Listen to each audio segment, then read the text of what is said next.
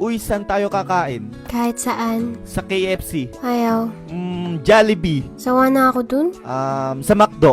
Dun tayo kumain kahapon. Chowking, Wendy's, Bonchon, Burger King. Saan? Kahit saan. Yawa! Sino dito may jowa? Taas ang kamay.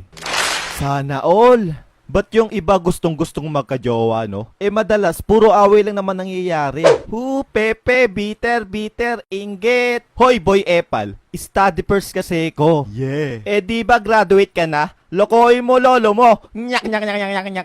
Pero to be honest, masarap nga naman magka-jowa, di ba? Nyam! Sila yung magiging inspirasyon nyo, magiging karamay nyo sa problema, pero minsan sila yung problema.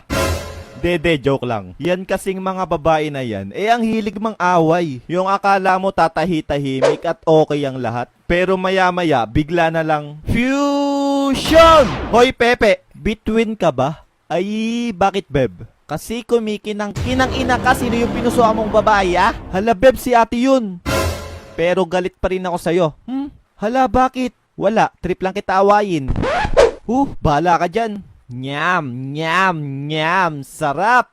Uy, beb, bati na tayo, please. Yay! O, diba parang may mga toyo lang no? Tapos kapag sila may kasalanan, isang paawa lang nila Sorry na, please. Shalalalala. Yawa, ang cute niya. Tanggal na galit mo. Gul, lugi. Pero di naman lagi puro away. Syempre, mas marami yung mga sweet moments at mga banatan. Beb, paano tumangkad? Nasa lahi namin, beb. Palahi. Tapos eto namang si Boyfie na joker. Yung halos lahat gagawin niya at handang magtanga-tangahan, mapatawa ka lang sa tuwing nalulungkot ka. Sana all! Pati yung tamang duo lang kayo sa email, yung tipong kahit loose streak ayos lang kasi magkasama kayo. Shalalalala.